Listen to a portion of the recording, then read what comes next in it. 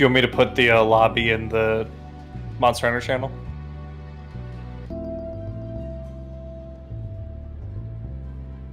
Or here, you can drop it so they see someone besides me posting the lobby.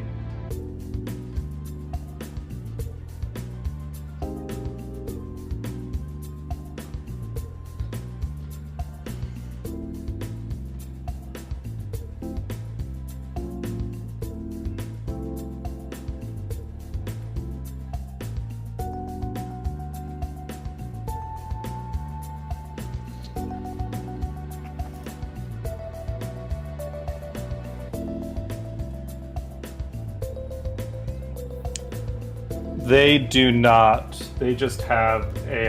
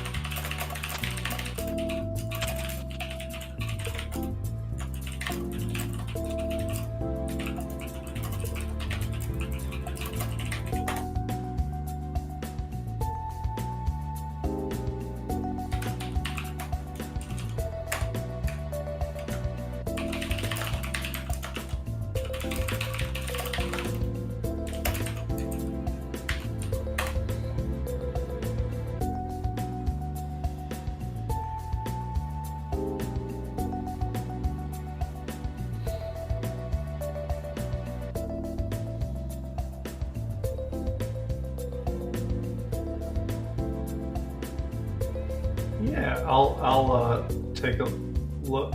Oh, 9X here. We haven't even started yet.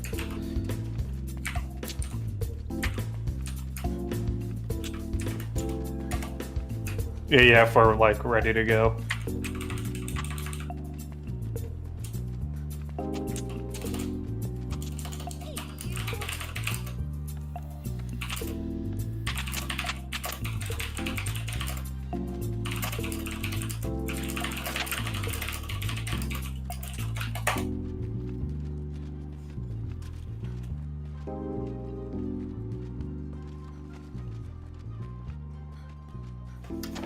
I don't know how the guiding land works at all. Let me see. So if I go and I talk, instead of picking a quest, we can hit the guiding lands. It looks like I can depart or join. So I guess you could start the guiding lands. And all I have is one camp. So you could start it and then I can join you. And then we just like can hunt. I assume that in the guiding lands we don't really need to leave. We just keep going back to camp and just hunt forever.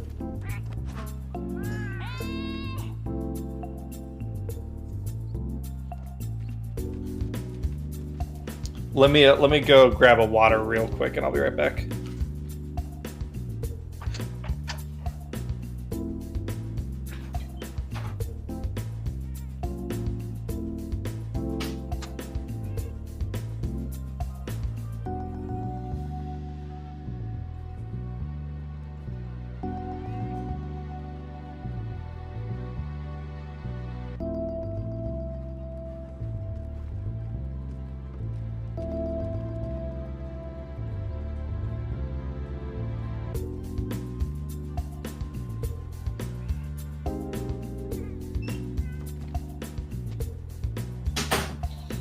All right, let's do this.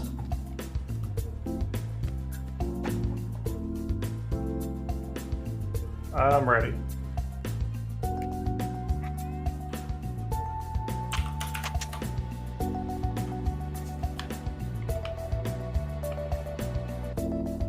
Tom, are you there?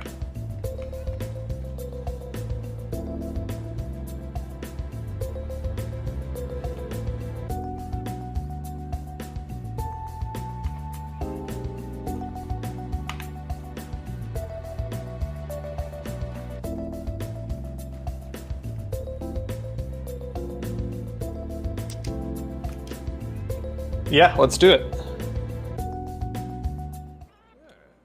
Hello, everybody. Welcome back to Monster Hunter Mondays. I'm here with Cameron, and it's just the two of us so far tonight, I think. We're going back to Monster Hunter World to do some Guiding Lands grinding before we each... I think we're going to attempt Fatalis and then Elatrion. Or maybe... I think if Fatalis is the very last thing, so we got to do like Safi Jiva, Elatrion, and then Fatalis. But I got to up my gear first. That's right. Let me change the session ID real quick, because that is not correct. We sound good. Hi, everybody. Yeah, Tom and I are hunting tonight. We've got the Tom's updating the session ID. No, 9X, this is not on Switch. This is on PC. I wish. That would be cool. Yeah, we're playing on PC right now. This is a slightly older game than the one that we normally play a lot of. But ew at the it's Switch one that... or ew at Monster Hunter World? 9X. Huh? 9X said ew after you said it was not on the Switch. Or ew, it's not on the Switch. Yeah. I played it on PS4. Got it.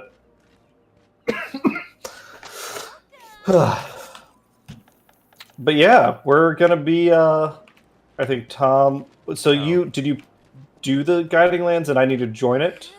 That's what I'm gonna try. Yeah, I'm gonna go to it now, and then I guess just hit depart. Yeah, you depart.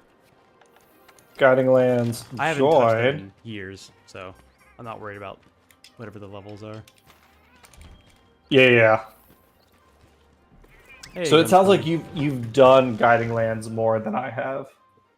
I've done it a few times, and I've gotten some of the materials, but it's been so long, and I spent so little actually using those materials, I have no idea what it does. All I know is that the more time you spend in certain regions, the higher a certain research level increases, and that's pretty much all I remember. Yeah. Well, let me join. Happy New Year's, Guns Pony. Yeah, it is. To me, it still feels like New Year's Day, basically, because it's Monday. Happy New Year's, everybody. It's been a minute, so we got plenty of stuff to talk about. As far as I know, no new Gundam. I have not seen episode 11. I've gotten that message before, so that's a first.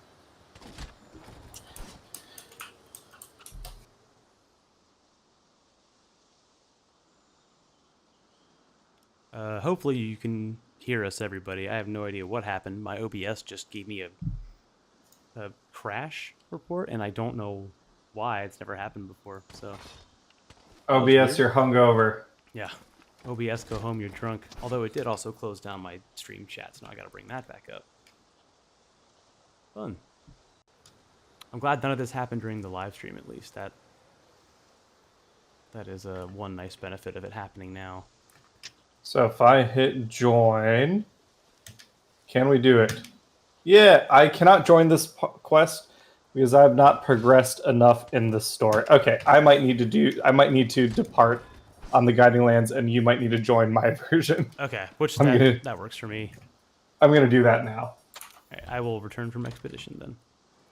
Yeah, sorry about that, chat. Hopefully that doesn't happen again. I didn't change any settings really from the last time I hosted stream, and that was after, I believe that was after the 12-hour stream. So we'll see what happens.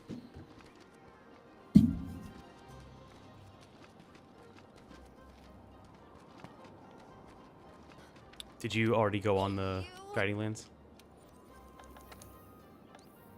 Yes. It's still thinking, but I have hit the depart button. Okay.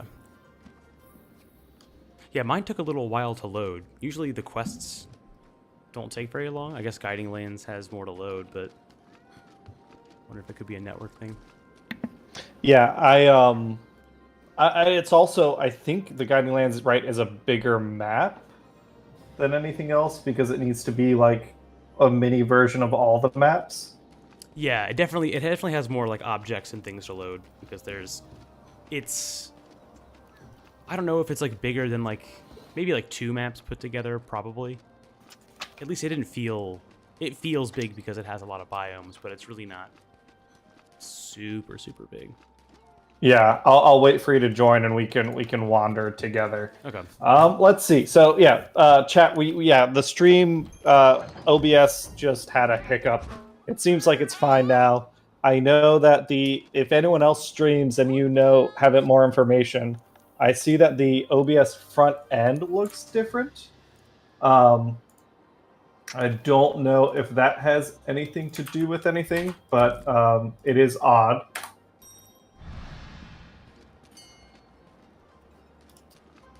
And then let's see what else has been going on. Yeah, Happy New Year. So Tom, what did you do for your New Year's celebration? So originally I went out with some friends to some of the spots around here. We went to the place at the back of Cosmic Gorilla called Pennifold's Pub, which is essentially it's a Harry Potter themed bar, but I think they're trying to tone down the J.K. Rowling references. It's a generic magical school themed bar kind of thing. Well, so that's the weird thing. They do still have like banners up for some of the houses from Harry Potter, but like okay, they're not like front and center, but they are still there. So I'm not really quite sure. I don't know how. I don't know any of the people that own it, that specific place, but I have no idea how hard they're trying to lean into the generic magic school or not.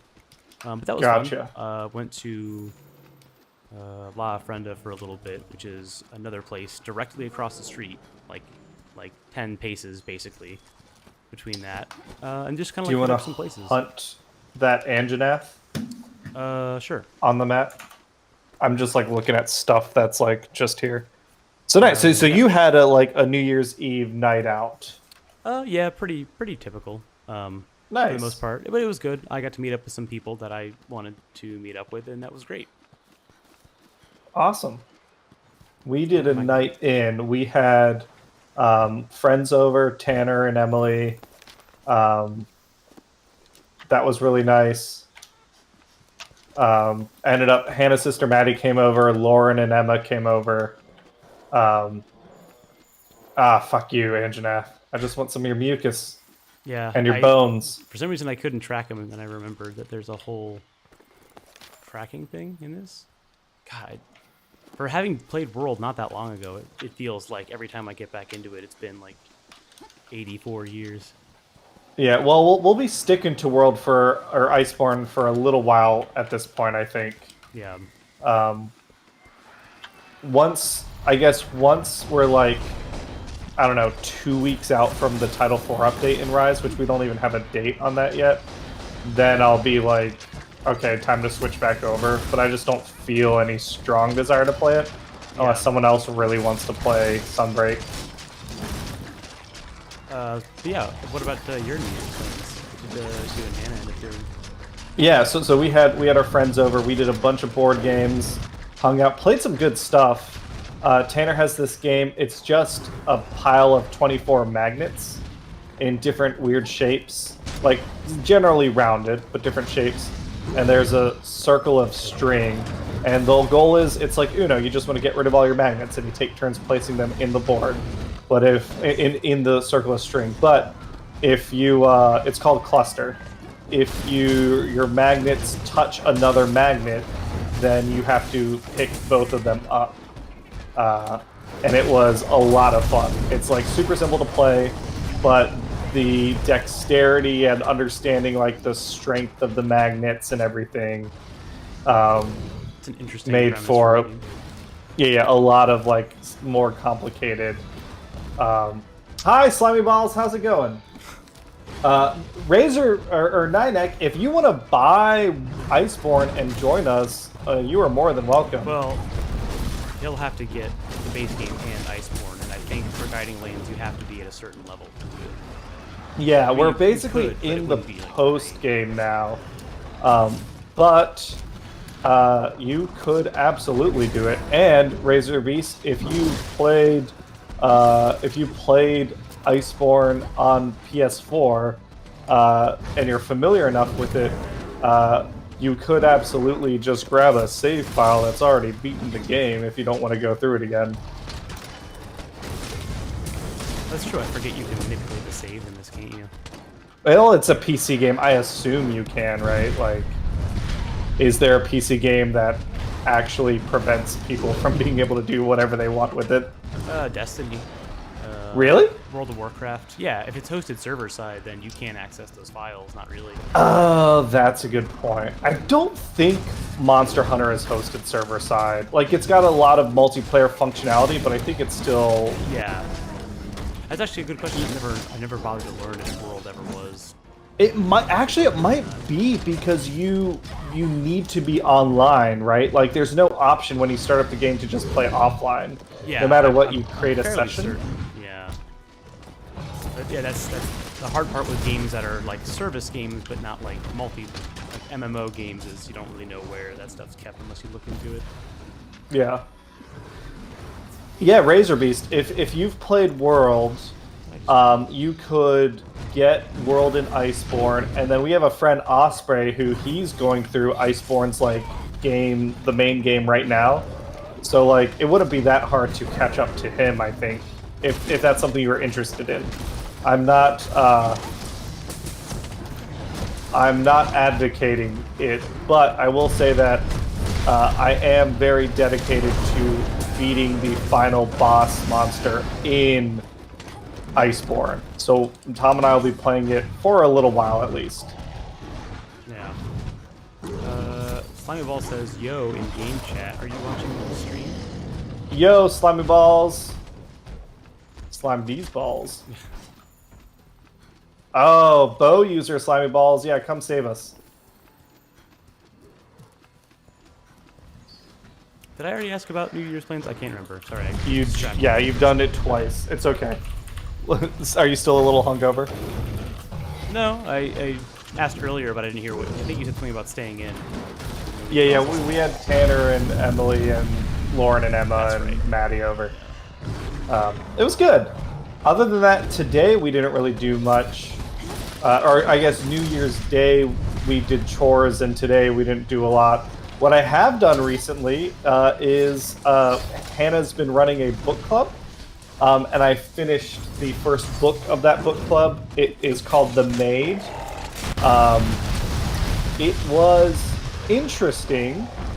I don't want to like turn people off of it, but I don't think I loved it. It's a mystery, kind of a murder mystery, and I'm trying very carefully not to spoil it. But what I will say is the main character, it's not explicitly stated, but the main character is, I think, presented in a way to suggest that they are on the autism spectrum, but it doesn't feel authentic, if that makes sense. They are written as extremely naive and childlike, and like I feel like that is like what we thought autistic people were like back in like the 80s and 90s. You know what I mean? Like Yeah, oh, like... fuck you! Don't wake him up, Palomu, you bastard! I was wondering why I just was about to go to sleep, and I realized I was. Yeah. And Jeanette's taking the train to Sleepy Time Junction. I'm taking the train to Sleepy Time Junction. I'm just gonna rest my eyes just a second. I gotcha. Just a second. Oh fuck! I like that hitting your friends with your big bladed sword. Doesn't hurt them. Yeah, it doesn't do anything. It's like, oh, you. Well, like, I mean, if it hurt hunters, people would murder longsword users. Oh, true. Yeah. Like people are mad enough, and all you do is trip. Yeah.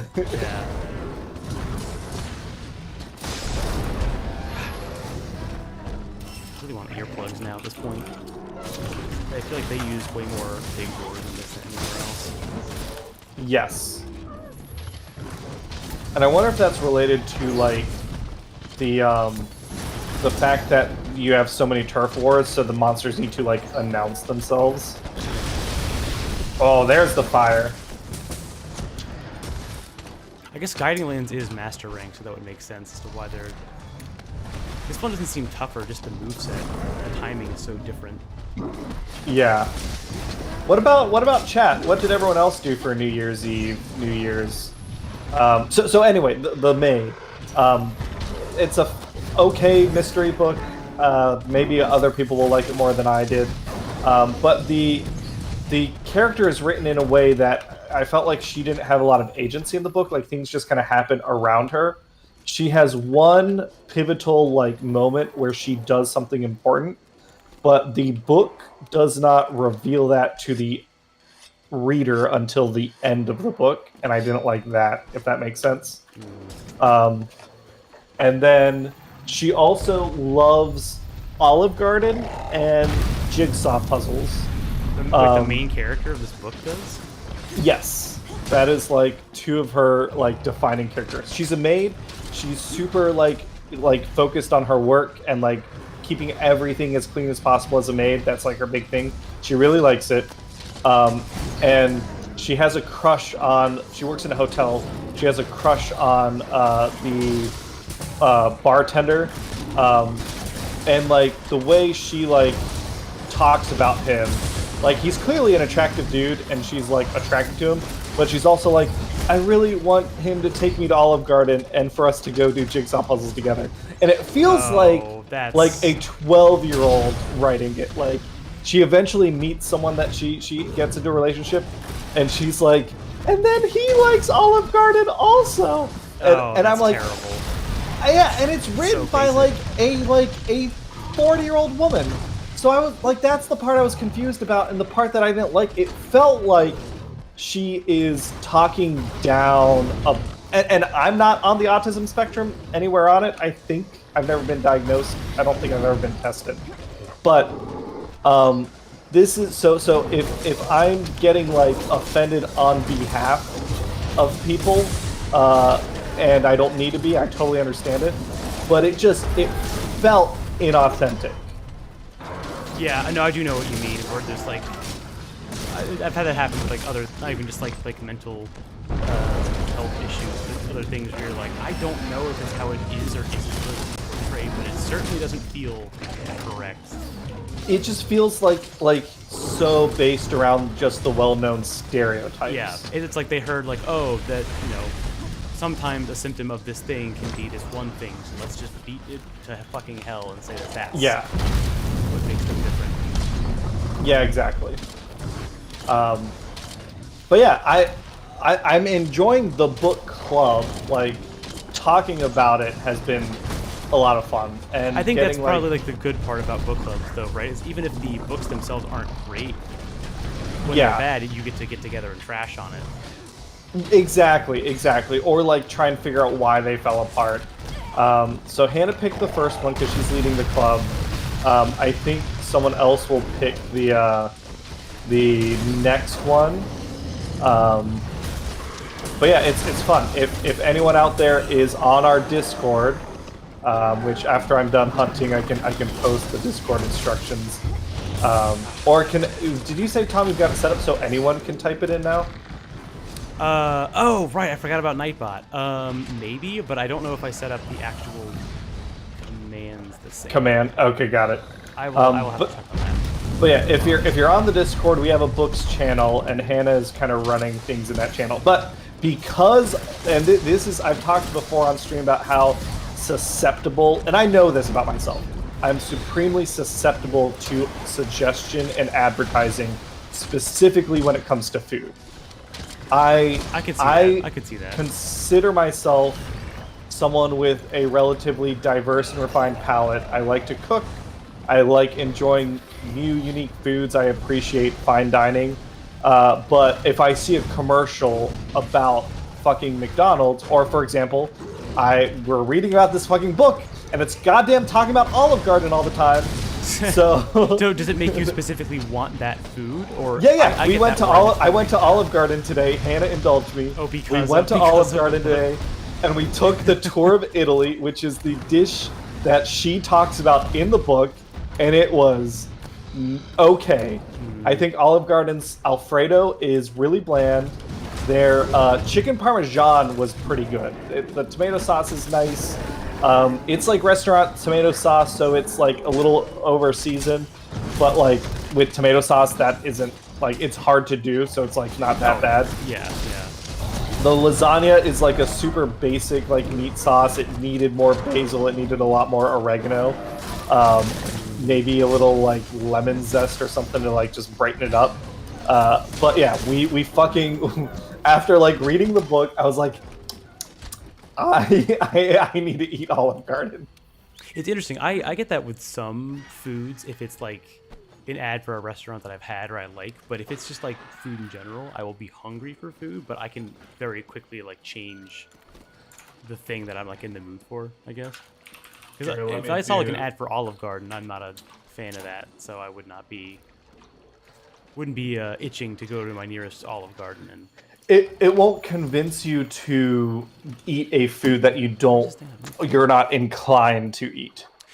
Yeah, for the most part. There are like certain foods, I'm sure, but yeah, for the most part, I do know the feeling, but it's not like it's not like I'm like then locked in to be like, well, I've got to get that exactly. Yeah. Or maybe it's like a cuisine thing. Like if I see an ad for a place that has like Mexican, I will go and get like Chipotle or something else because it's the same type of cuisine, but not the same like restaurant. Yeah. What are we going after now? I lost track of you guys as I was grabbing up materials. I don't know. I have not done guiding lands in so long. Oh, I see Palomu nearby. I'll just go. The tracking. I think we're just like hunting to hunt. I've got like something called analysis progress over on the right side of my screen. Yeah. And it just grew by 1 after we hunted Anjanath, so I think it's just infinite hunting. Yeah, let's do that.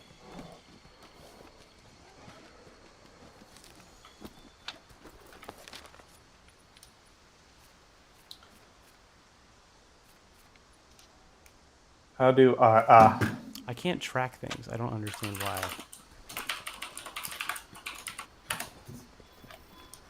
Whatever. I guess I'll try to get there. I guess maybe in the Guiding Lands that doesn't that's... The idea is like it's this unexplored area, so it's harder to find things in it. I don't know.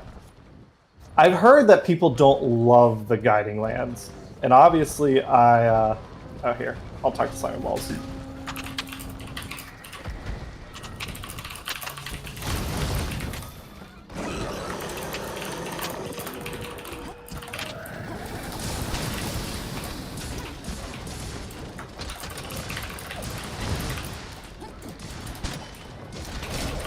I don't know how that person got in if I have a section ID only.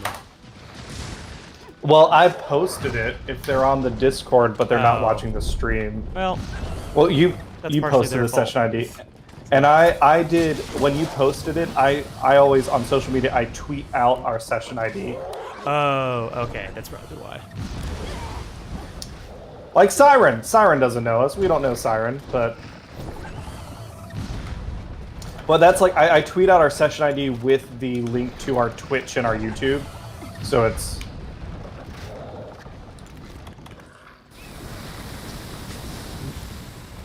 Oh, I'm a sleeping boy. Oh, I'm a sleeping boy. Oh, that's not so bad.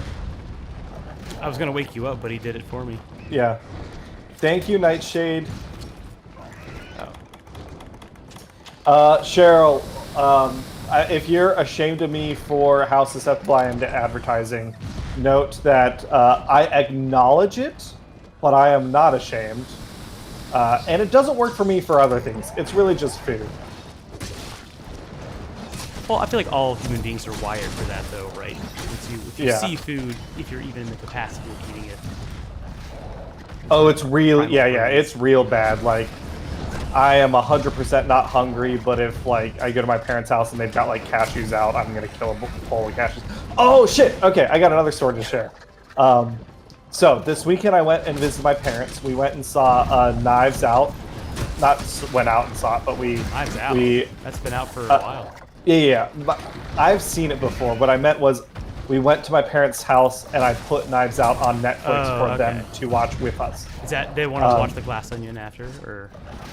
Yeah, my mom really loved it. She likes mysteries, and my dad likes the fact that it's like a comedy kind of. And I like Knives Out and Glass Onion. It was awesome. But anyway, so in the winter, every time I go over to my parents' house,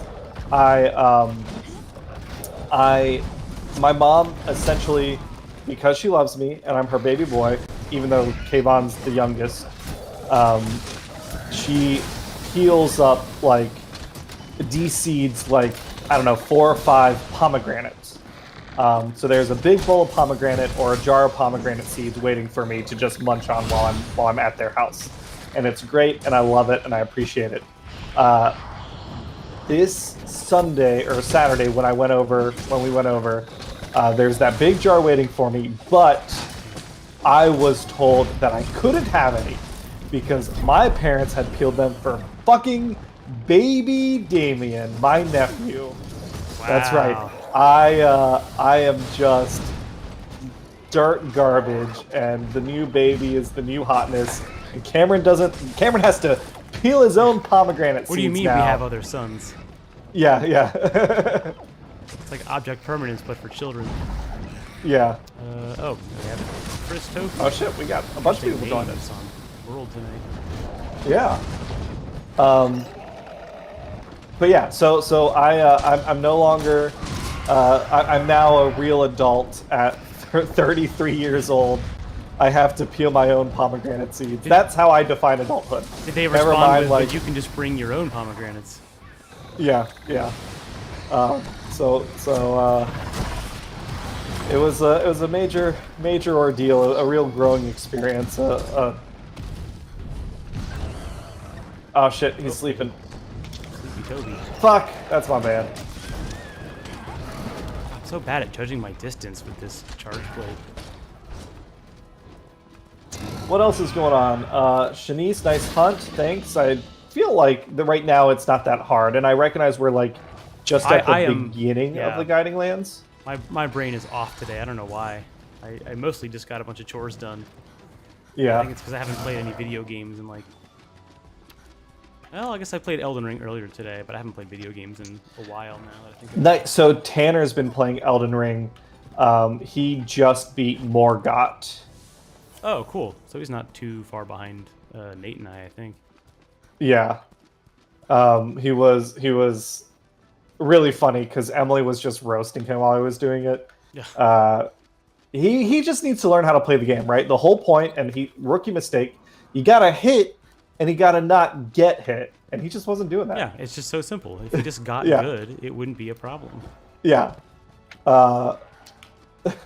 Where is so as only a loving wife can, Emily was really giving it to him. It was pretty great. I'm so spoiled by sleepy Rise. again. I can't like do the tracking and keeping up with the research levels thing. I'm just like, what do you mean I can't automatically like get a mount ride to my next place? I don't want to have to use navigational skills. If I play video games, I turn my brain off. I think I missed this comment earlier, but I can if you're talking about the Transformers TCG, it's going well. Like Alphatron Protocols, we're in Wave 8 coming out. The group is small but dedicated. I did one of my Christmas gifts to myself. I got Tom. I think did you play the Transformers deck building game with me, right? Over at Max's house? We played the TCG once at the first PAX Unplugged we went to, and then I did play the deck building one. Yeah. So they did some expansions for the deck building one, and I haven't opened them up yet, but I got them, and I'd like to check them out at some point. Oh damn it, we didn't kill Nightshade. All right. Rip.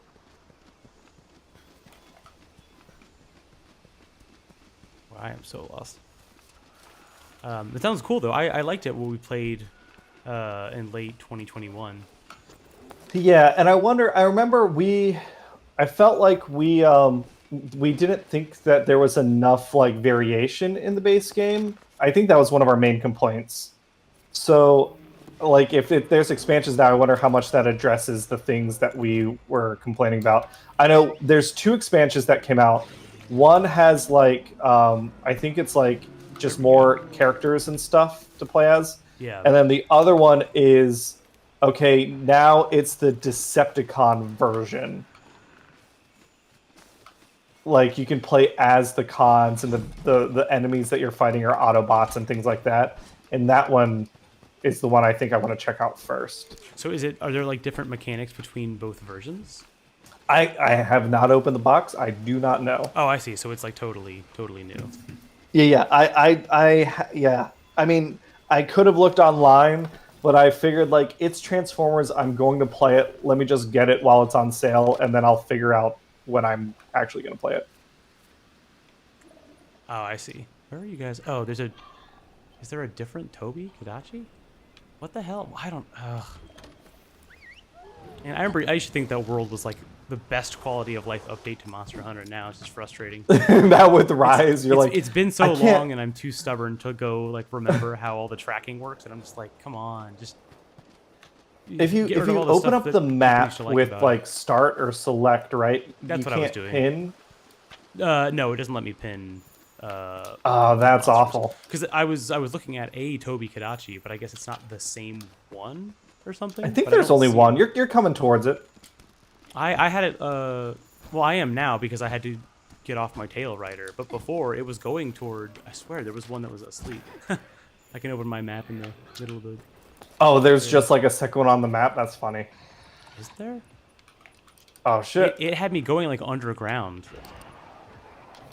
I don't know. I don't know what's going on there. So weird. Was it possibly a shortcut? Yeah, I don't know. Probably. Really The have other good thing I GPS. played this weekend was the Transformers role-playing game. Oh yeah, how was that? It was all right. I think compared to Command Droids, the first time I've played Command Droids exactly twice. I've now played the Transformers role-playing game once. I've done 2 sessions for the Transformers role-playing game. The first session was Session 0 in character building, which I've never done in Command Droids.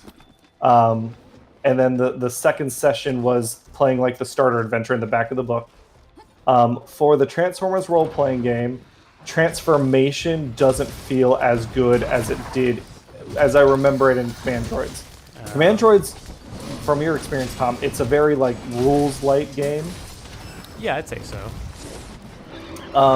The Transformers game is a D20 system, similar but not the same as D&D. Clearly, like inspired by the same things, but they have some unique mechanics. One thing they do, which I like, is there are no, and I don't think I'd like it in D&D, but it's kind of just a neat, unique thing they do. There are no static buffs.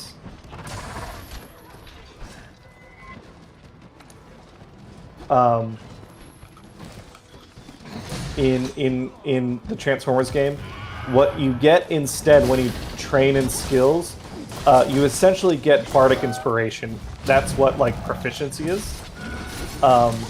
It starts at a D2, and every time you train in a skill, you just go up a die size. Oh, okay. That's interesting. Up to D12. And then in like you set a difficulty, so when you roll for a skill, you roll a d20, and then you roll your skill die, which is like a d2, d4, d6, d8, d10, d12. Certain things and certain activities and whatever can shift your die. So if something happens that makes the challenge harder or makes you worse off doing the challenge, it shifts you down. If you get assistance or something, it'll shift you up.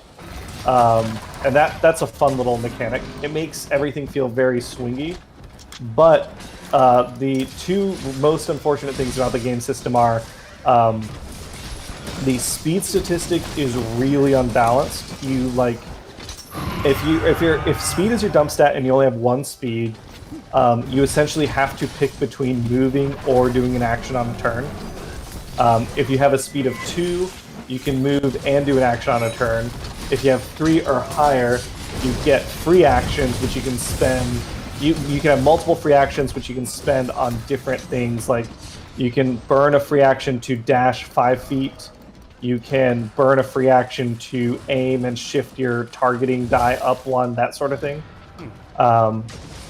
So faster characters get way more action economy, which like makes sense from a conceptual perspective, but I feel like isn't great for game balance.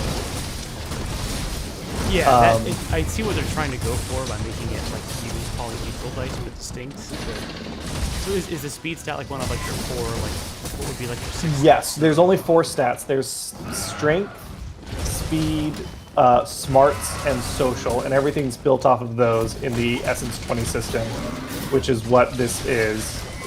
Okay. It's also, the other thing I don't like is transformation normally takes a full action, which means that if you want to transform for a turn, which is a game about Transformers, you don't get to do most anything else that turn, which feels bad. That seems a little too slow. The starter adventure had the players, they were going up against the Seekers, Decepticon jets, which are really fast, so they're trying to get to them and then transform to shoot at them, but that meant that they spent the game, spent almost the entire third encounter just running around chasing the Seekers without doing much else productive. It didn't feel great. There are perks which are essentially feats you can take, and one of them is you can now transform in certain directions as a bonus action, but it still didn't feel great. Yeah, it's definitely it was interesting enough that I am going to run it again. At the bare minimum, I'm going to do another starter session, Cheryl, which is up on the Discord now. You could sign up for it, or if someone else wants to sign up for it, I think I've got 2 players right now. So that's available. And then the other thing is there is a short module that I will run. So I'll do those 2 things to really get a better feel for it. And we'll see then. Oh, the other thing that's really dumb. They do this thing where you don't really get permanent... It's not explained super well in the book. The book also is not written super well, Tom. But they do this thing where you don't really get permanent equipment. You requisition gear to go out on a mission. And you have to pass essentially a certification test to show that you are capable of operating the equipment. And that's dumb, and it feels like a waste of time when all you want to do is start the mission. You have to at the beginning of every session you have to be okay, what am I going to requisition? Because in all the animation in the movies, even the Transformers there get to go into action quicker.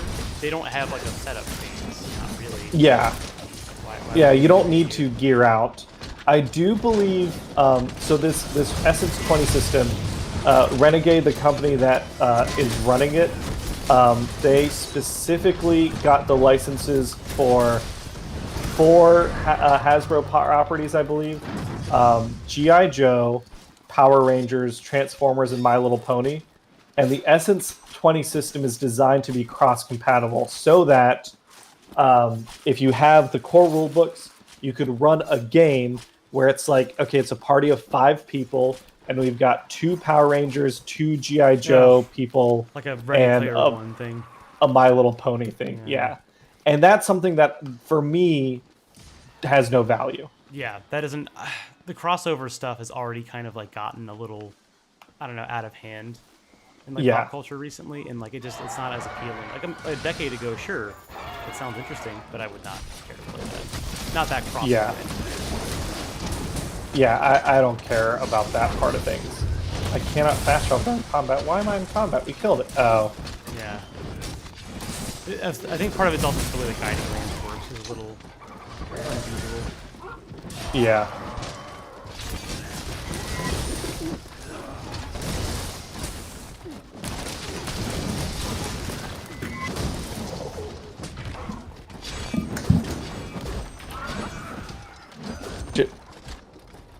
Either still there? Yeah, I'm still here. I bumped my mic. Sorry if that was a big thing. No, I didn't hear anything at all. I'm trying to collect the materials because I realize it's kind of the thing we're going for.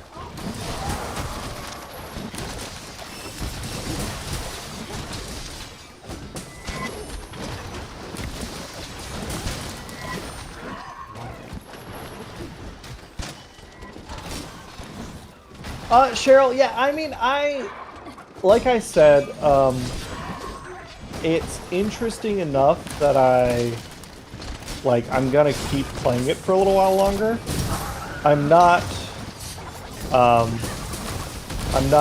trying to dissuade anyone who really wants to check it out.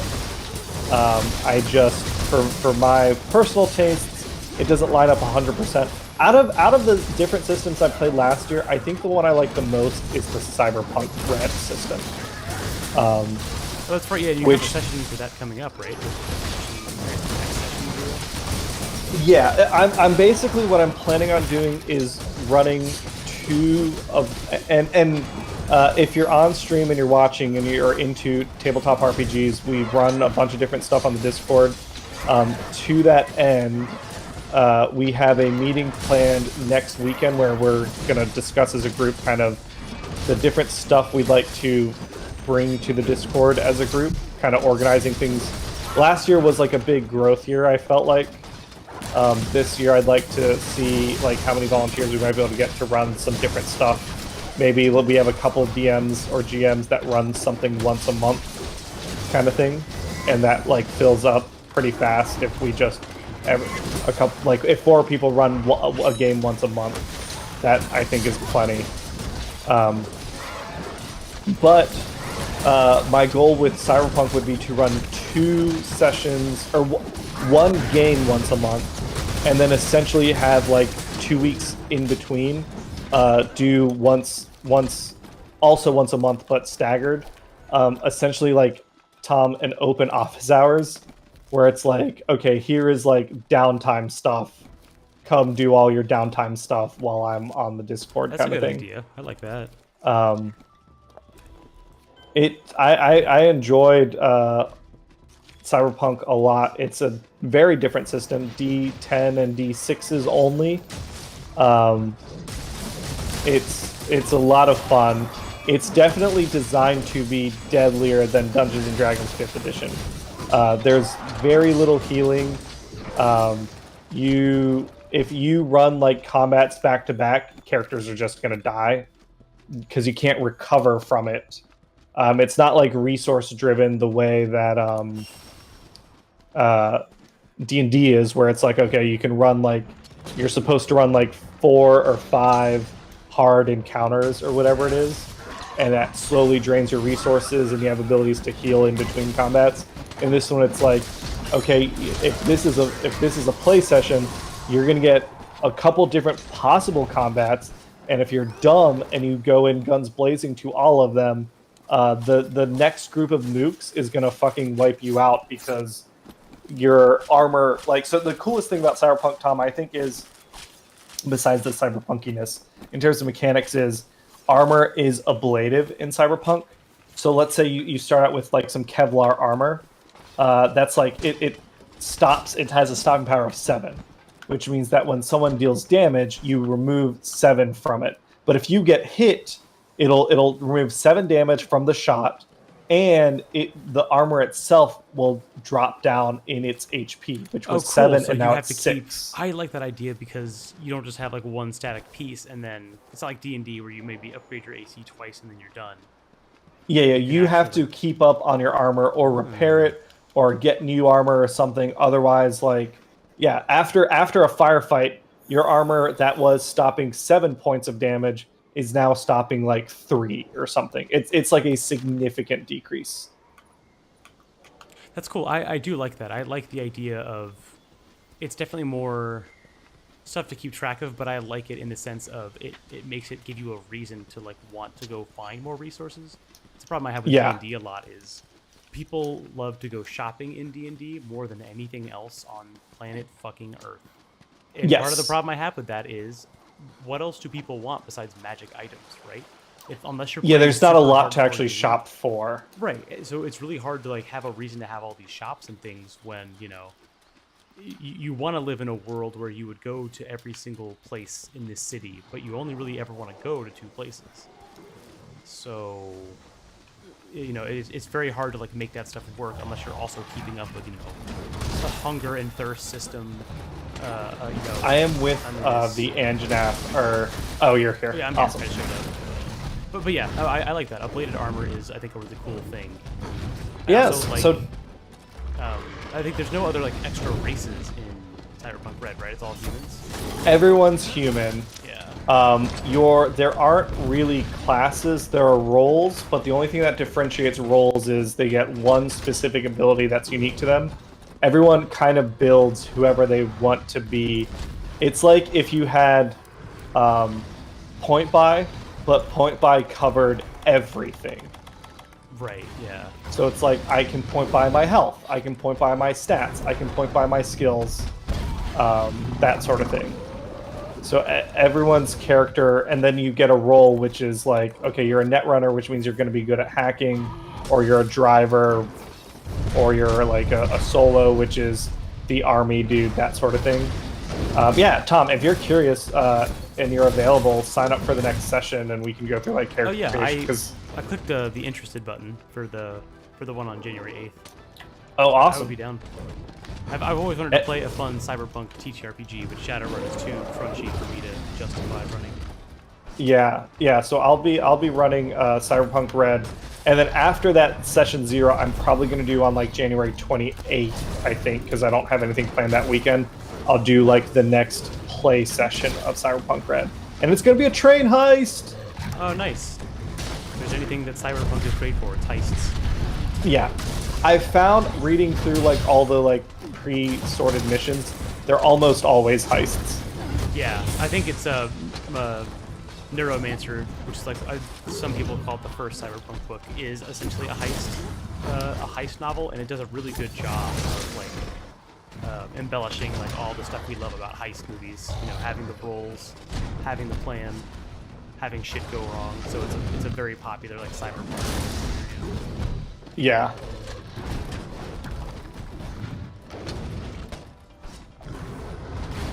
This engine at this. I want to play around. No.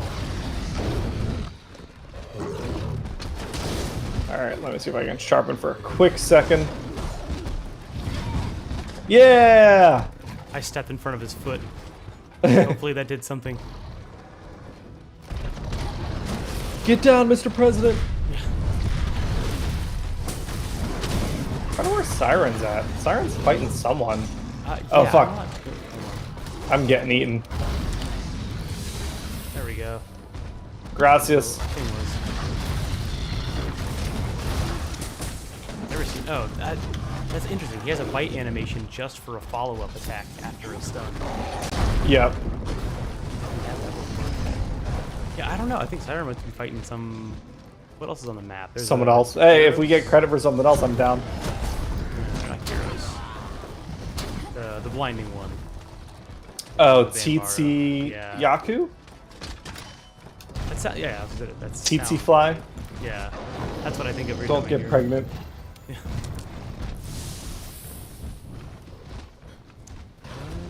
Yeah, we got a lot of TTRPG stuff going on for sure. I think that's still going to be one of our bigger focuses in the next year. Signs of a turf war. What does that do? Oh, is it like investigation points? I think so. It didn't have any specific name to it, so I think it's just generic points. Looks like Radaman bits. Them bones. Yeah, I've noticed that. Like one thing I do like about the tracks in this game is they do a good job of like, for like Uragon and Radabon and stuff, they do the thing where like the tracks actually look like pieces of them, Yes. not just like the footprints.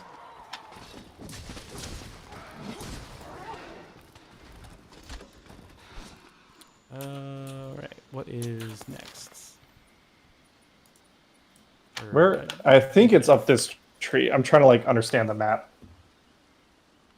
Oh, I was hitting the wrong button for the waypoint. That would explain a lot. I was trying to click A on it instead of right stick. Oh, do the waypoints actually work? Yeah, I knew they did before. I used to set waypoints to specific players and monsters. I just had to hit the right button. Classic. Hey, how's it going? Hey, NoobTube, how's it going? That was close.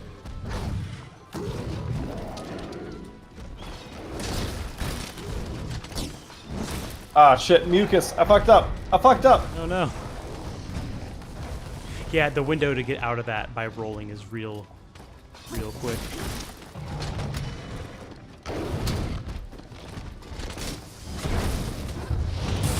He would move. Damn it. I'll have to play some of this more in my off time to get used to it. Yeah, Like if every people are Monday I down, always say it's been a while, and I've been saying that for almost a year. now that the holidays are over, I might, depending on the schedule, I might see about. I know you're streaming on Wednesdays with Nate, but I might do off-stream hunting on Thursdays, just to like Oh right. brush off all the cobwebs and grind I know we do grind we what that a needs to little be bit ground. before. What? I thought we were doing that a little bit beforehand too, because I remember seeing people in the hunting hall on Thursdays.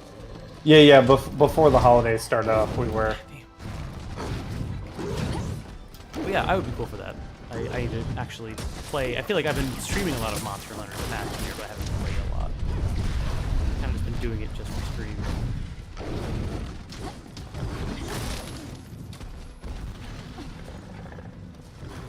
Oh, Siren's here. Siren, did you kill your other quarry? Nah, it doesn't look like it. Ooh. Yeah.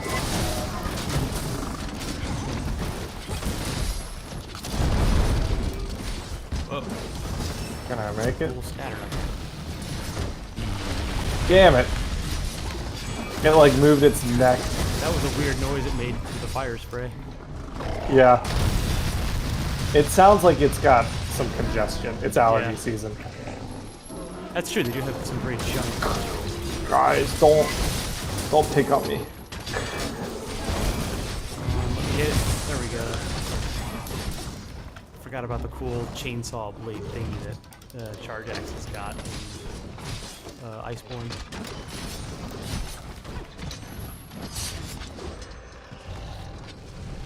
There. Stop moving.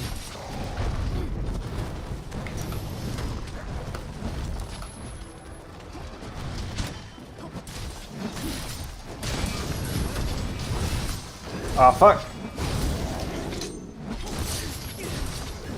I remember that. There's reasons to use charge blades like sword mode. I just never know what they are besides charging.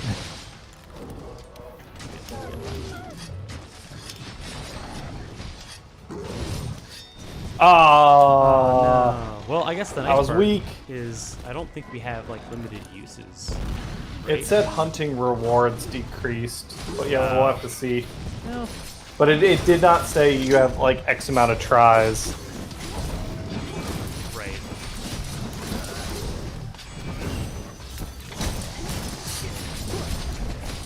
Put you out there for a sec.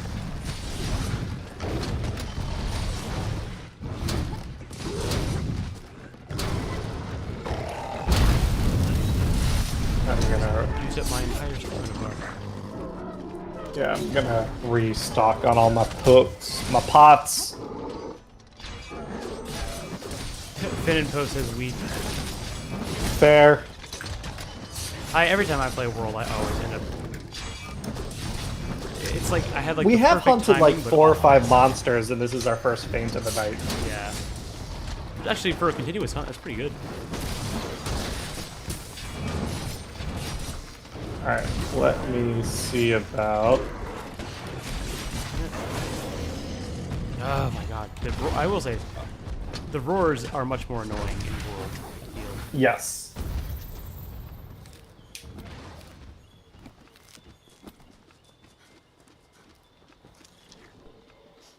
Alright. I've gotten a good amount of parts. I don't know if there's like a way to check what all I've gotten so far. I was gonna say after we kill this one, do we want to go back to town and kind of regroup and see what we might have unlocked, things like Yeah, that? I'd be fine with that, because that'll give me a chance to know if we're doing the right thing, so to speak.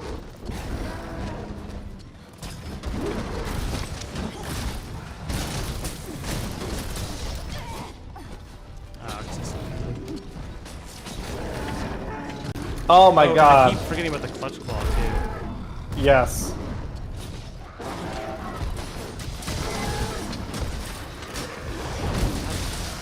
moving when I'm doing my food. Well, all my analysis is just said they're completed. So yeah, after Anjanath, let's go back and I'll see if I unlock something. Because it wouldn't let me. I'm further back behind you on the Guiding Land stuff specifically because it wouldn't let me join. There's also, it feels like it drops so much stuff in the Guiding Lands. Like, I just picked up, it feels like 10 Flickering Flame Pelts and Fierce Dragonbane Bones. Yeah, I think there's more white drops in Guiding Land than green drops. Oh, tail. Yeah! Greatsword did it! Guns Pony asks, so what happens when you hunt enough? I don't know. Yeah. And the game is over, and Capcom says, you feel good about yourself? That's the moral of the story, Guns Pony, is you can never hunt enough. Yeah. The world Greed should have always resources wins. for us to constantly need more. Oh, Tom, have you seen Avatar 2 yet?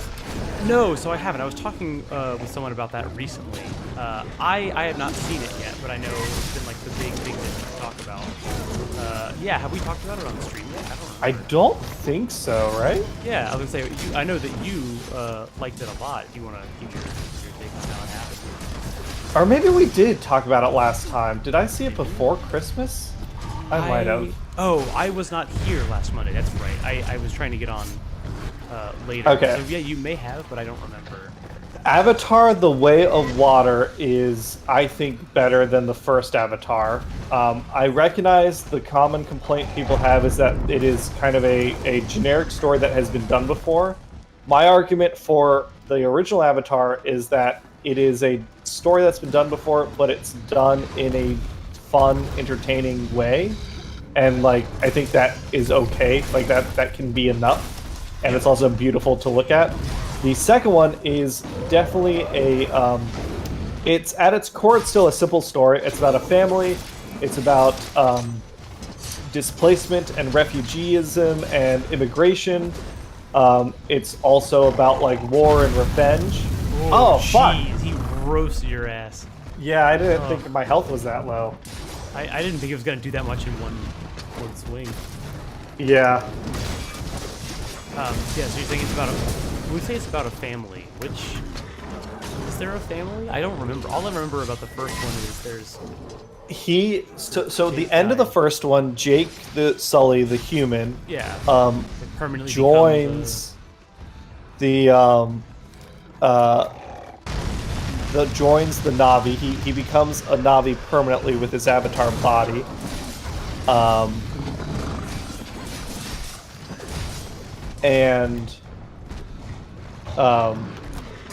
So he's permanently a Na'vi now. Like, he's still a human mind, but he's compatible with them.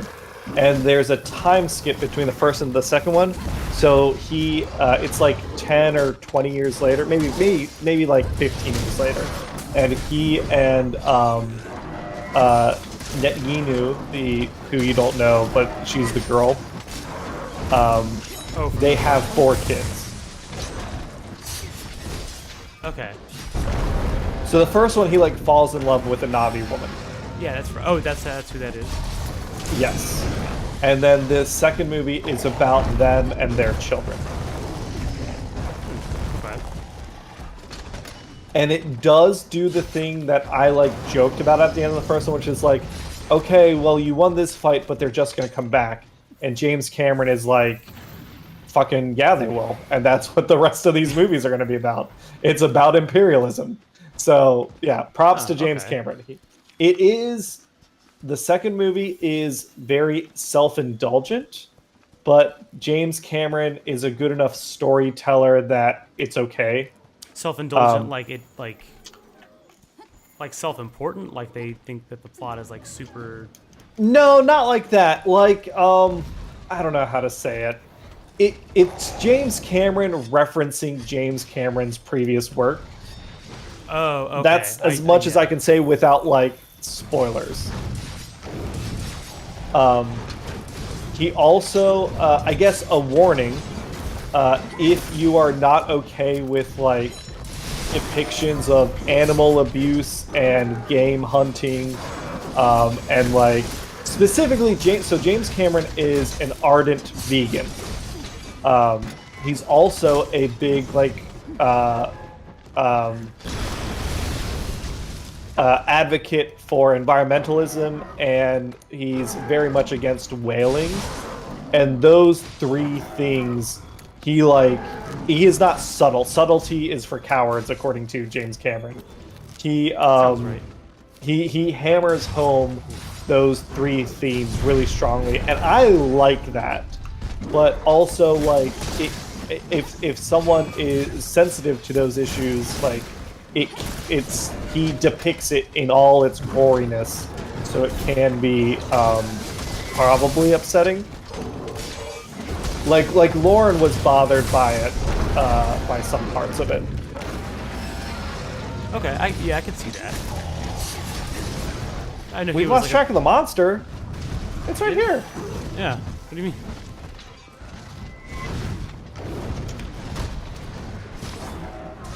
I guess it's like the scout fly is talking to you, like, yeah, we don't know where he is. Yeah, or it's like, if we don't kill it, it's gonna leave.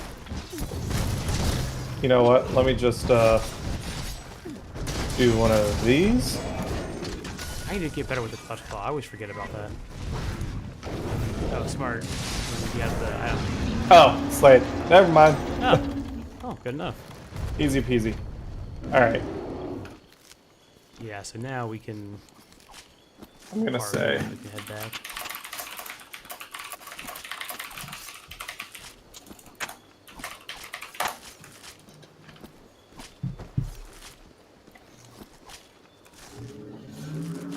But yeah, Avatar: Way of Water, I'd recommend go see it in IMAX 3D. It's worth the extra money. It's beautiful in 3D. It's visually more stunning than the first one. And he's gonna make like 4 more of these fucking things. He's already filmed the third one. He said his deal with the studios was he said he wanted the money to film 1 and 2. And then the question is, if this movie didn't make enough money, they would not greenlight 4 and 5.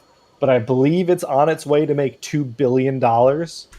So I think they're going to make 4 and 5. Is that, I was like looking at the list of like the highest grossing movies. It's not a list I look at often, but is it like past Endgame and all that stuff yet?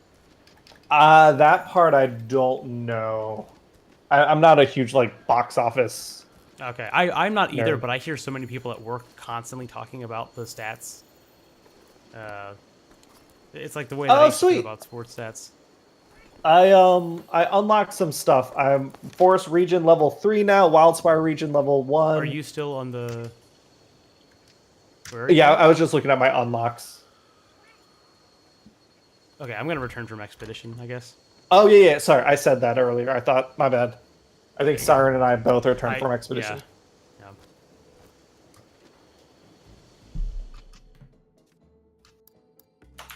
Oh shit, we got a bunch of stuff.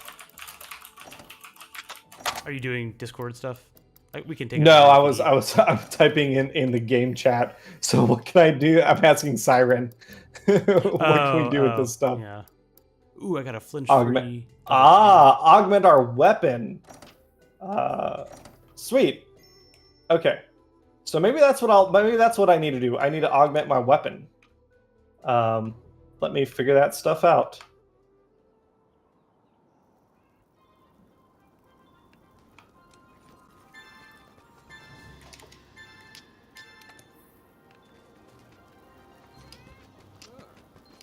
I'm still good on materials.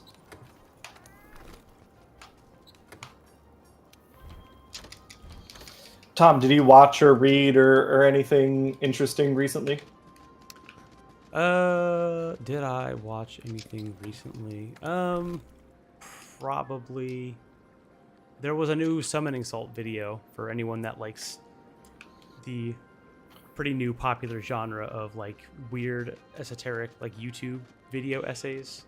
Summoning Salt is an account that does like the history of speedrunning records. Oh yes. What game were they working on? Background noise. It was Lego Star Wars Collection, which is like a game I know nothing about. Know nothing about the skips or the people in it or anything, but I'm so like baked into that and John Boys now that I'm pretty much watch those all the time. So I watched that recently. That was pretty cool. Nice. At the very least, they're good background noise. Yeah. I feel like I watched. I still haven't watched a lot of movies. I've actually been meaning to do more of that this year.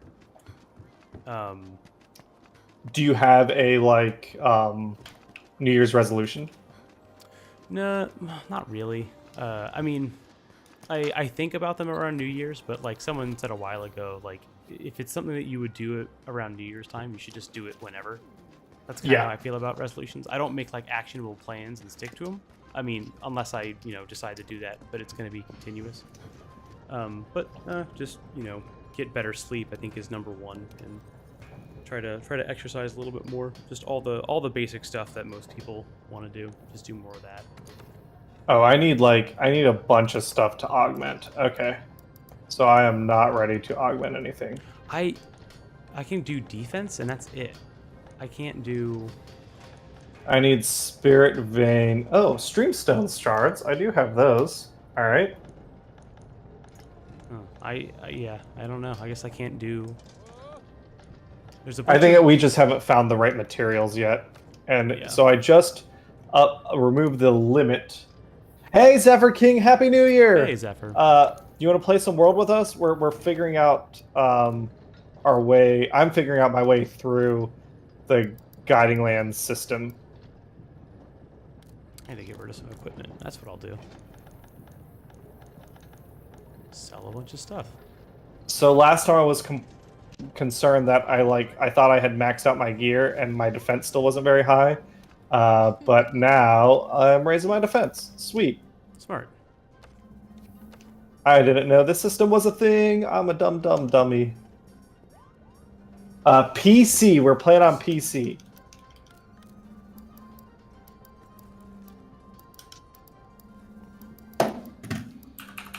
I'll do this later. I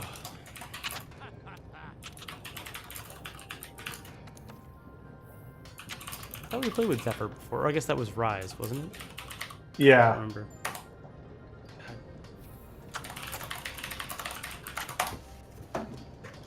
All right.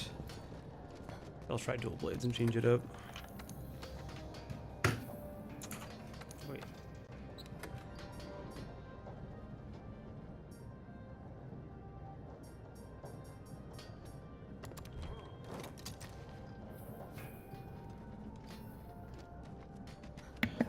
Oh, Cygnus Jacqueline. Hello, welcome to the stream. Favorite incarnation of Starscream. My favorite incarnation of Starscream has to be President Starscream from the IDW series. President Starscream? Yes. So in IDW, so Tom, Cygnus Jacqueline, welcome. I don't know if you've been with our live streams before. If you don't know, I'm Cameron. I'm a big Transformers fan. The rest of the Arbitrary Hero crew tolerates my passion, I'd say, very politely. So because of that, Tom is not as aware as of the larger fandom and all that. But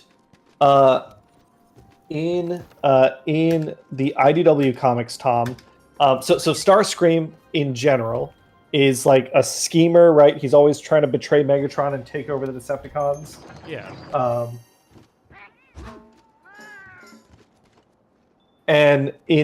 But it never works out for him. He's always fails at it, except for a few cases. In the IDW comics, their writers at a certain point, like later on in the series, once they've done all this normal Transformer stuff, they're like, what if we just let Starscream win? Like, what if he gets his power and then what happens then? So that's what they did. There's Starscream runs for president and he's a conniving politician. So he does win. He's able to trick everyone into letting him be president. And then he's confronted with okay, you've got the power. Now what are you going to do? And it's one of the best storylines, I think, because it's him he doesn't become a good person, but what happens is he understands the responsibility of power. which I really like. Okay, so that's interesting. Is it like him? He's not like becoming less evil though, right? It's just. He's still as selfish and self-motivated as he was before, but like he starts thinking long term. Now that he's got power, he's like, well, I need to keep people happy, otherwise I will be removed from power. So he starts Oh, thinking in like interesting. that concept. Huh. That's a. I liked it a lot. All right. Cygnus Jacqueline says mine is Armada Micron Legends. Okay, so our Armada Starscream Tom was really cool in that he's still the same sort of general plot line if you do it from like a 10,000 foot view, which is he opposes Megatron and eventually betrays him. But in Armada Starscream, his motivation is more pure in that he is a very honorable warrior, and he comes to realize that Megatron is not like an honorable warlord. He is a crazed tyrant. So his betrayal of Megatron comes in a very different form. And he has one of the coolest deaths where he basically tells Unicron to go fuck himself, and then Unicron obliterates him, and it's great. And then eventually in the Unicron trilogy, we get Cybertron Starscream, who might have the single best day of any Starscream, where he just beats the shit out of all the Autobots single-handedly, and it's great. Yeah, great moment. Finn and Poe, my New Year's resolution is to write more. Specifically, Finn and Poe wants to finish their fan fictions, which is neat. I am not a big fan fiction person. I don't indulge, I guess if that's the right word. Not that I have anything against fan fiction. It's just not one for me. It tends to be. Yeah. I consume enough media that I don't have the time to like check out all the fan fiction stuff. But if that's your thing, that's awesome. Am I wrong in presuming that your fan fiction is slash fiction since you're Finn and Poe? Maybe it's not, because that would be Finn slash Poe, and they're just buddies. I don't know. I don't want to presume. But if it is slash fiction and you write Star Wars gay slash fiction about Finn and Poe, then hats off to you. Yeah. Because you are brave enough to do what Disney wouldn't. Disney's a bunch of cowards. Yeah. I hate the way Marie Tran was treated by the fans. But that's terrible. Yeah. It's really unfortunate that the Disney... I think it came out that the Disney execs essentially... Her character was essentially supposed to be the same, but the reason that she has a specific like romantic plotline with Finn in that second movie, Rian Johnson was forced to include that because the executives were worried about everyone making Finn and Poe gay together. And they're like, no, Finn clearly has a girlfriend. He's not gay. And it's like, no, just let him be gay. Whatever. I feel like they would have made a lot more money if they had, which is very funny. Yeah. I mean, as much as progressive as Disney pretends to be, it's still a very conservative company. Yeah. Guns Pony says they are going to get a horse. I guess that's a resolution? I think so. I mean, it's a goal that you are going to achieve. More power to you.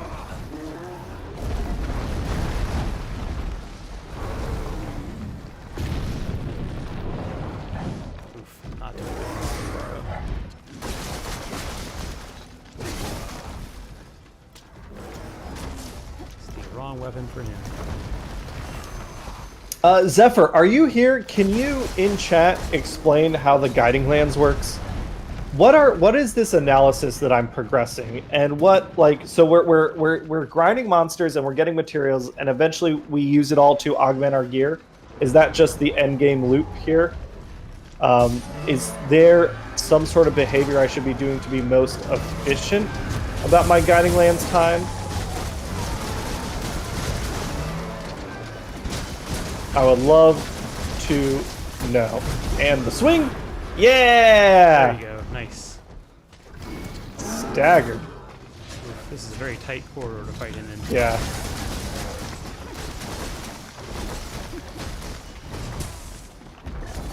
Oh. I feel like the Rolling Stones, because he was mixed staggered. Yeah. Terrible. Gotta start the year off right. Gotta set the tone. Trying to think of what else is new. Oh, did you watch? Do you still watch Letterkenny? That had a new season. I haven't watched it yet, did. but I did. I watched it about a week ago, actually.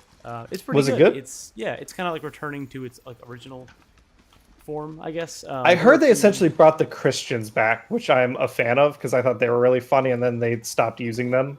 Oh yeah, I don't remember their names, but yeah, they brought them back. It was pretty good. Like the church group, whatever they are. Yeah, they're Mennonites, I believe. Oh, the Dicks. Yes, that's right. The That's Dicks. right, yeah, it was pretty good. Recommend it. Oh fuck, I got a log. Oh, Zephyr King's in here, and he's got the deets. Okay. Hunting specific monsters will increase specific areas of the Guiding Lands. Raising the level of an area will give you access to more monsters for that area, as well as you can face tempered monsters, too. Well, so the goal... Oh, Oh, go ahead. I was just going to say that makes sense. So the goal here is to hunt monsters to raise certain levels because we will need the materials from the higher end monsters. That makes sense. So to be efficient would be for me to have a goal in what I want to build so I know which monsters I want to hunt, I guess. I can do that. I think I've got like a good Guiding Lands grinding set. I know at some point I need to hunt Raging Brachydios, Tom. That's like if the end game progression towards Fatalist for me is... Oh, did I not faint? Holy shit, I'm alive.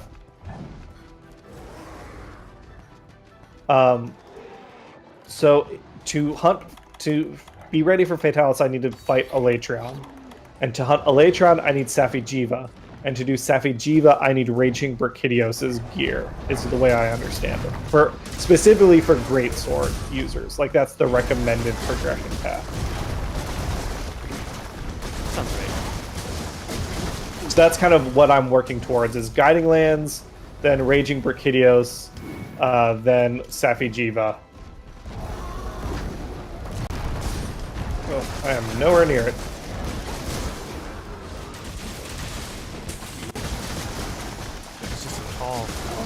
Yeah, so big. We can get these legs though. Yeah! Oof. Launched by something. And the horns is broken.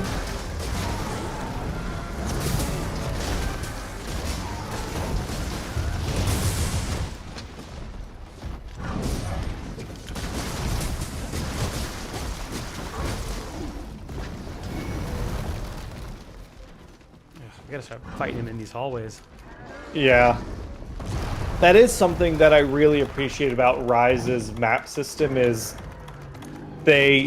monsters, it's open, but monsters travel between the arena areas. They don't really get stuck on in the hallways.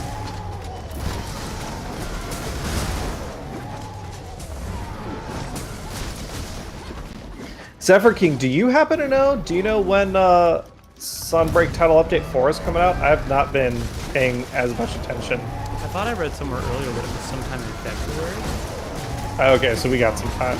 Yeah, I would assume it's going to be at least not the end of the month. Yeah, because by the time, I think when they announce the trailer, that usually means it's like a month away. Yeah. Sometime in February, yeah, Zephyr's got it.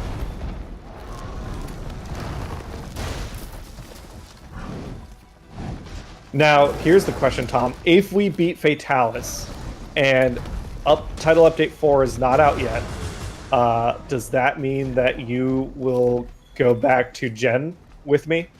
I mean, I will turn the game on and I will try to join the lobby. I can't say I'll play it much off stream, but sure. Okay. The problem is that's the other resolution I do have actually, is just to play a wider variety of games instead of the same ones, because I've been doing that for too long. Yeah, we have been on like a Monster Hunter kind of kick with the streaming. If we're not playing outside of streaming. Yeah. But I do still want to play at least a Monster Hunter game for stream, so I will spend time on that. So I mean, possibly if we do end up, I don't honestly know how. feel like beating Fatalis is something that you gotta be playing the game actively for a long time to like be ready to do. I don't know, maybe that's just me, but if we manage to do it, I'd be open to doing Generations. But that would have to be like my main game for a while. Yeah. Maybe it's maybe it's something that we do when like we're done with Sunbreak before the next Monster Hunter game comes out, because I feel like there is going to be a period of like 6 months or so, at least maybe a year between the final title update and the next Monster Hunter game. Yeah, I think that would be a good schedule to have for that one. Because we'll right amount of time. We've been keeping up on the Sunbreak stuff, so like a title update comes out and within a month I feel like we've gotten almost all the content done. Oh, for sure. Yeah. Zephyr King 126. I think I'm 131, so I'm right there with you. Yeah, I know that they made it easier to gain anomaly rank, but still grinding to 200 to me is that's a lot. That's one of the reasons that I've just gone back to Iceborne. I at the moment I prefer this grind to that grind. Maybe that'll change once we do Guiding Lands for a couple weeks.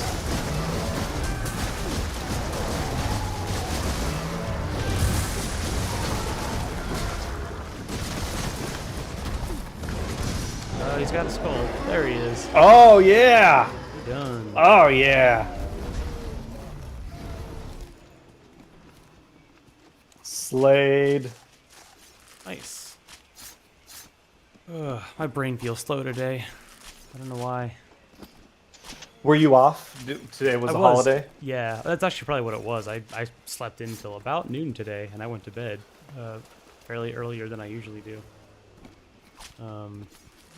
Yeah, no, I took today off because, unfortunately, even though today is an observed holiday, so is the 26th, I think, if Christmas is on a weekend, my job does not give people off those days. So I was smart, and I decided to schedule January 7th ahead of off. time. Yeah. That sucks.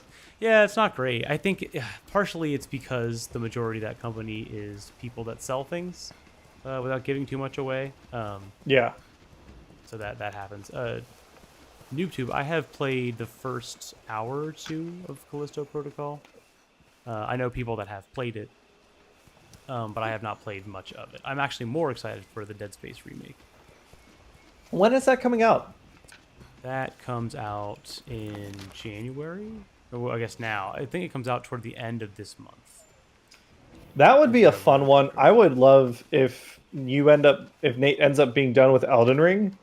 I would love to hop on Wednesdays with y'all if he's going to do, and suggesting to him to do the Dead Space remake on stream. Possibly. It just depends on his schedule. I mean, you don't have to do it with Nate, but I would be down to play it on stream in some fashion. Oh yeah, I'd hang out with you for streaming that. Oh, and Hannah could, because she doesn't need to play the game to be terrified by it. Well, that's actually, that's what I was going to suggest is, if she just wants to be present for part of it and comment on it, that would be pretty fun. Yeah, she will 100% not play that game, but I think I could convince her to hang out with us while you or I play it.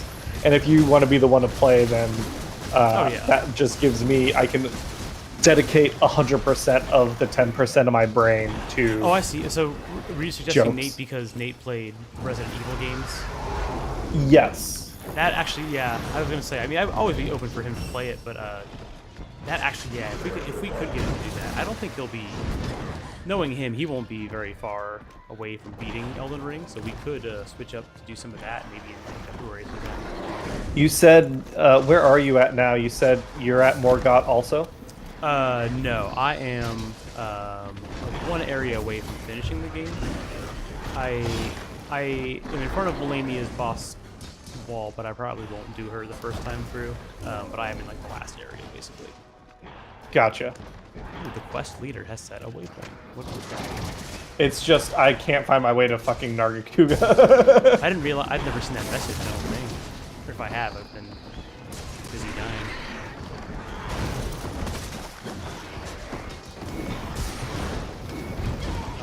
It's always too late on that one.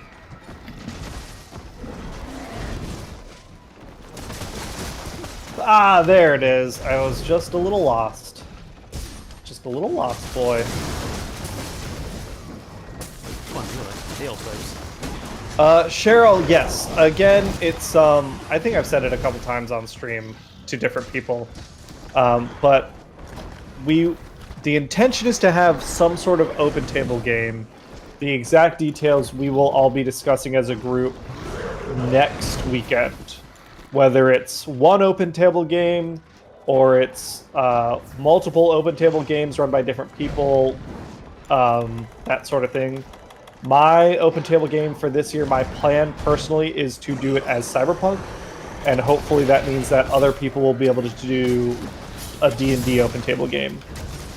This is not a commitment because I'm not committing for other people, but I do believe that Tanner has mentioned a desire to do Radiant Citadel as an open table game, and then perhaps someone else will do something else. Ah, fuck, I'm too close.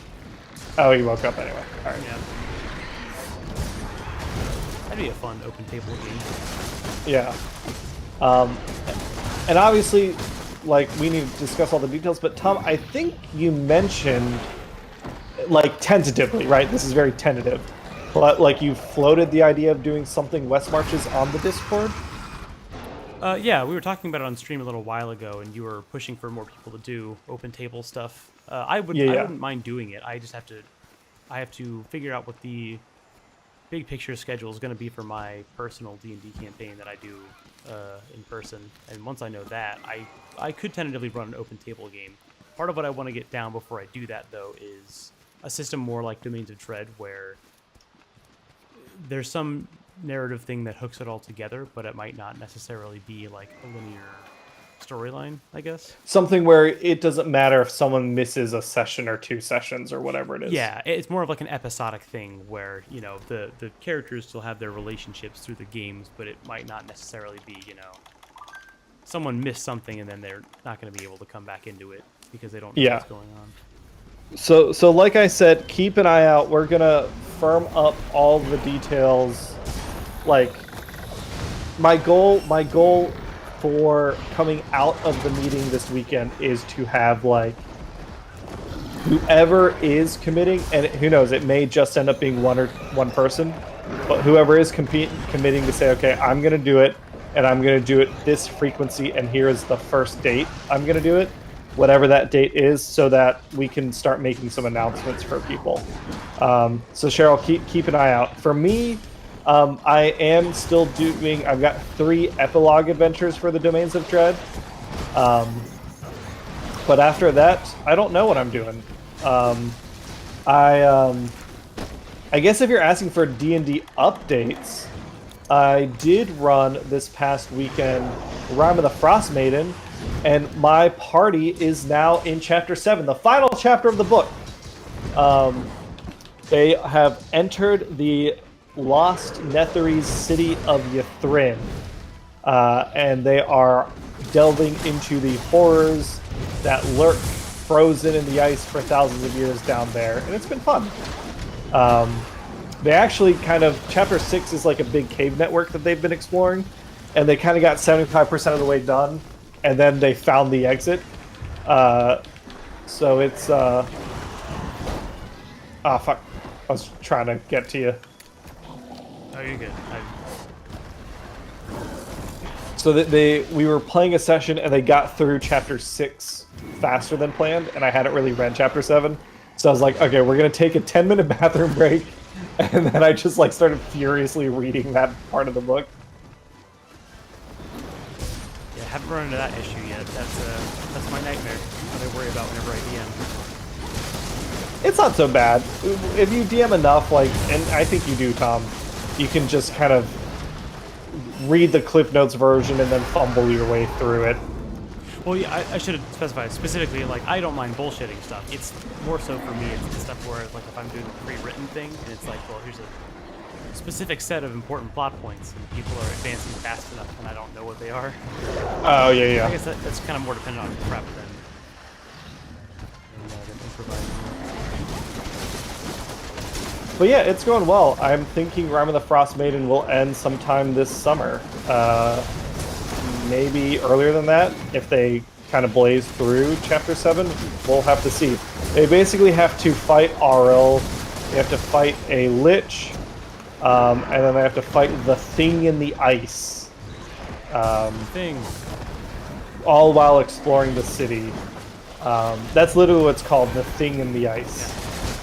Yeah, I think we mentioned it before. It's like, oh, it's a thing. So yeah, it's going well. And then when that is done, I don't know what I'll be replacing it with. I might wait and run something. Oh, hey, Fire Draco, how's it going? I might run not schedule something until I'm done with Waterdeep also. We'll see. And then Nate has mentioned a couple times that he wants to bring Avernus back, but I have not seen any like proactive scheduling or planning on his end. So I think just right now, like with work and stuff, I'm sure he's crazy busy. So there's no like new start date for that. But tentatively sometime this year. Alright, drop down to the gross place. Now I gotta get back out. I think that's all the D&D stuff I've got, Tom. I don't know. I feel like that's a lot. I mean, I always feel like we have a lot of D&D stuff going on, but yeah, at least like certainly doesn't seem like it's going to slow down anytime this year. I think we're going to have plenty of, if not just D&D, we'll have plenty of TTRPG stuff going on. Yeah, and to that end, that is one of my goals this year is, like, my stuff I'm focusing on not Dungeons & Dragons to try and diversify the game pool. I think most people that have joined the Discord are here for D&D, but if I can open up their horizons a little bit, that'll be neat. And not that I've got anything against Dungeons & Dragons, it's just there's other games out there. I think we talked about this. The reason I started running Cyberpunk was because I got mad at an online article. Did I tell you this, Tom? Yeah. I don't remember the exact article. I remember. Was it the? It was something that like just recently came out, wasn't it? Yeah, it was like, oh, do you like Cyberpunk Edge Runners, the anime? Oh, Here's how to right. play the game in 5th edition. Yeah. And I was like, fuck you. Fuck you. I'm going to run Cyberpunk Red. Yeah. Here's how to play The Witcher in D&D, but it's already not close enough. Yeah. Well, I guess there's like specific like settings. Like there is differences where it's like, okay, well they've got different creatures. And that's fine, but yeah, the Cyberpunk thing is kind of like really shitty for my concept.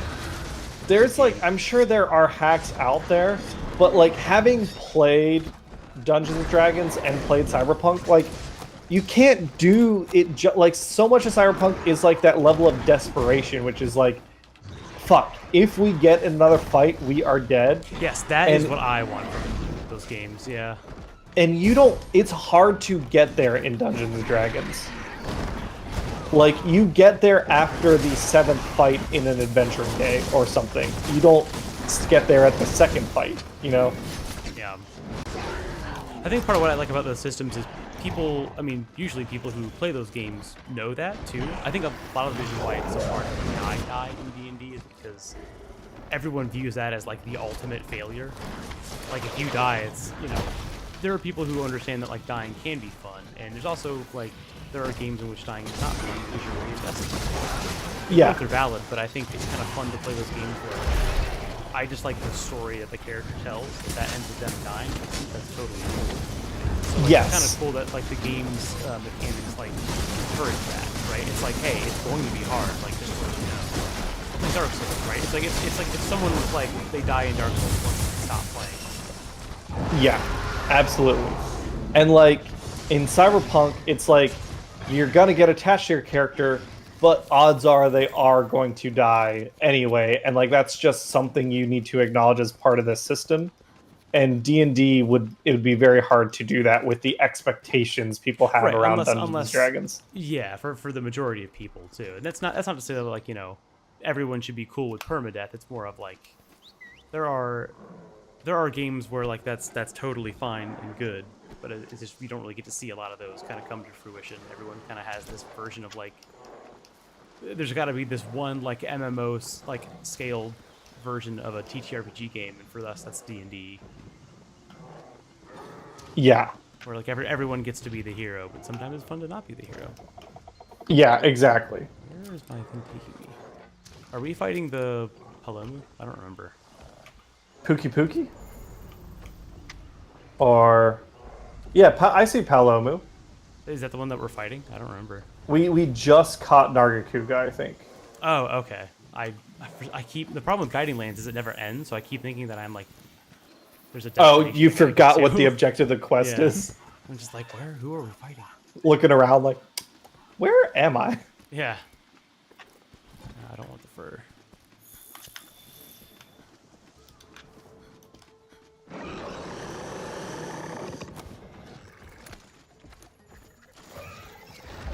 Oh, nice. What's our time? Oh, I guess we could keep going. Maybe this might, depending on how long this takes, this might be our last hunt. It's already 8. Yeah, I was gonna say I'm actually cool with doing a little bit earlier. I realized after I hit start stream how tired I actually am, but I've got enough in me to do another monster. And we got the Bengals game tonight. Woohoo! Oh, that's right. Yeah, I forgot about that. For as much as I did not plan to be invested in local sports this year, well, local sports besides FC Cincinnati, we're doing really good again this year in terms of Yeah. NFL.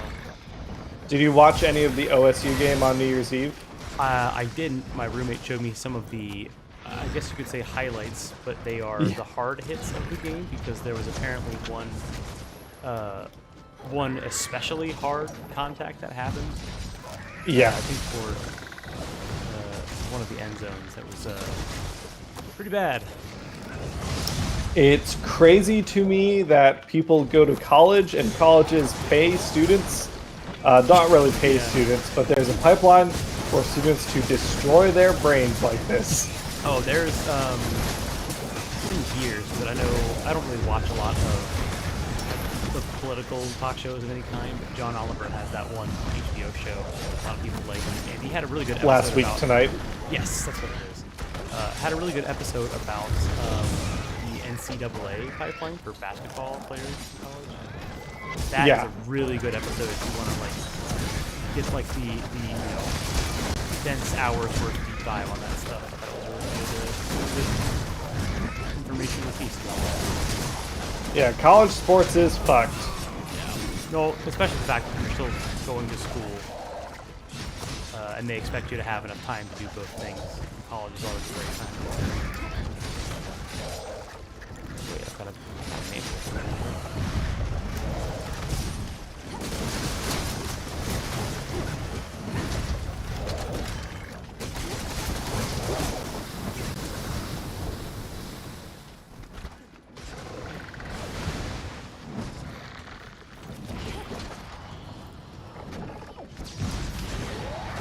Oh, nice.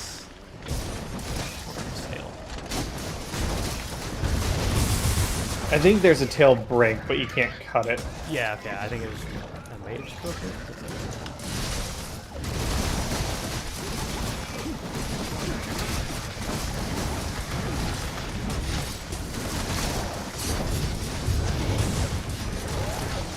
Oh, nice.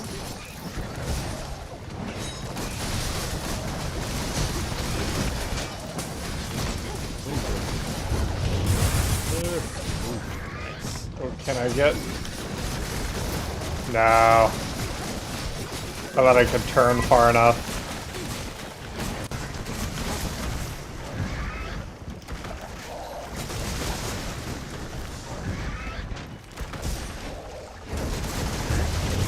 I think I need to get Agitator and Rise, because that's what I have on my build here. That seems to help out a lot for damage.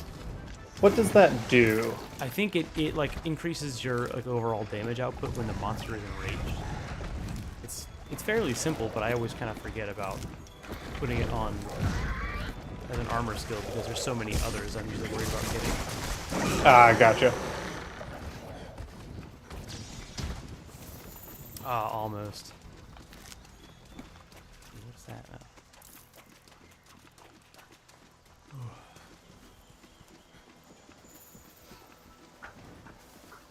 But yeah, thanks everyone who is hanging out tonight. I know it's kind of a quieter night. I think Nate was working today. Osprey and I was working today. Well, And it's the first. We're not in the hunting hall tonight either. Oh shit, we're not. Oh no, you made the event for the meeting room. Oh, that's my fuck up. Yeah, I wasn't sure if that was on purpose for any reason. I should have asked. No, that was just a miss on my part. I don't know why it defaulted there. I thought I put it in the hunting hall. So yeah, that's something I generally try to do, but that also, I think the events, that's something I do want to work on this year, is see if I can find more. I was already working on bots for Discord a little bit last year. I want to see if I can find a way for people to better integrate with events without having to give people permissions temporarily. I wanted to find a way to like make a bot that would allow, like, if someone wanted to run a game of a certain system, they could like command a bot and then like, have them like basically like fill out a form through text prompts, and that would be like a way that we could queue up submissions and we would see, these people. Oh, that'd be cool. Games. Yeah, exactly. But basically, I'd love to get that like process like standardized so people can do it quicker. I'd love that, and I'm surprised one thing that Discord doesn't have is the ability for us as admins to remove people from events. Like if someone says, "Oh, I can't make this anymore," and I've got like a finite head count, I have to like remind them and ask politely a couple times to get them to. Like people that like, it's not like Google Calendar where you are responding yes or no. You're just saying that you're interested, and I think that's why because it's like, oh, well, they're still interested. It's like yes, but they're not gonna make it. We can't like force them to not be interested anymore. Right. It's designed for like not closed table events. Yes, exactly. Yeah, I do want to like try to organize some of that more this year. I'm always trying to think of more we can do on the Discord. That's one of my number ones. That, and I'll try to find some more stuff like Nightbot, and I'll get that figured out for stream. If we can have a lot more automation on the stream chats too, that would be great. Yes. Yeah, that's something we'll be talking about this weekend, is kind of what stuff we want to do this year in regards to like the energy we put in, the focus on the channel, whether we're doing any sort of charity stuff again this year, that sort of thing. So I'm looking forward to that. And we'll see whatever we end up doing. Chat, like 2022 was a low power year for us, but it was still a lot of fun. Yeah. So we'll see what 2023 brings. All right. Do we want to call this our last hunt? Yeah, I'm cool with that. I need to eat and probably fall asleep as I watch this Bengals game. Yeah. Depending on how I feel, but yeah, thanks everybody for coming by. It's our usual. Yeah, thanks everyone for hanging out. I know this was just us grinding, but that's where we're at in the game now. We'll try and do some of it offline. We'll see what we do next. But yeah, this was a lot of fun. Thanks everyone for hanging out. Yeah, thank y'all. We will see you all, if not on Wednesday for Elden Ring, we'll be back at least for next Monday for Monster Hunter. Right. True. See everybody.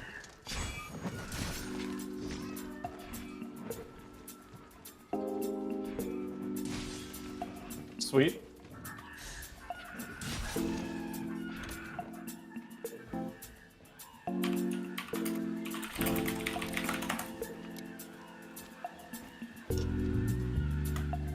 Yeah.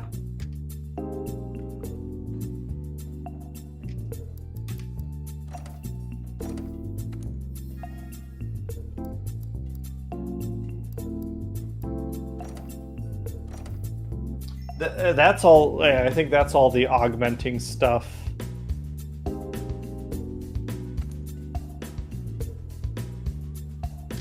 So I think that's what we got to farm to be able to augment what we want to do. And I need to, at some point this week, I'll try and look up an augmentation guide so I can figure out like some goals